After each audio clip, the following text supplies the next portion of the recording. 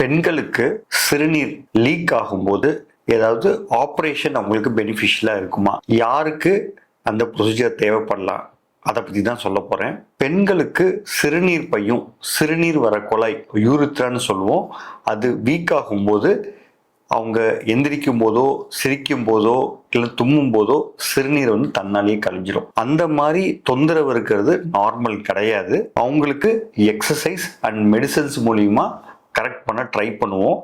அப்படி கரெக்ட் ஆகாத பட்சத்தில் ஸ்லிங் சர்ஜரி என்ற ஒரு ப்ரொசீஜர் உண்டு.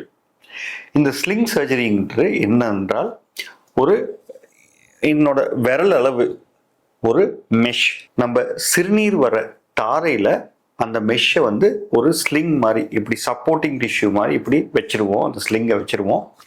அந்த ஸ்லிங் வைக்கும்போது அந்த ஸ்லிங் அந்த சிறுநீர் பாதைக்கு ஒரு சப்போர்ட் கொடுக்குது. அந்த சப்போர்ட் இருக்கிறதுனால ஆப்ரேஷன் பண்ண 2 நாட்கள்லே ரிசல்ட் தெரிஞ்சிடும். நிறைய பேஷண்ட்ஸ் நல்ல லீக்கேஜ் இம்மிடியேட்டாக உங்களுக்கு லீக்கேஜ் கம்மியாயிடும், சிறுநீர் கழுத்தில் கம்மியாயிடும். இது ஒரு minimally invasive surgery. Minimally invasive surgery என்றால் பெரிய காயமோ பெரிய தழும்போ இருக்காது. ஆப்ரேஷன் பண்ண நெக்ஸ்ட் டேவே பேஷண்ட் டிஸ்சார்ஜ் ஆகி வீட்டுக்கு போயிடலாம். இந்த ரிசல்ட்ஸ் ஆர் குட்.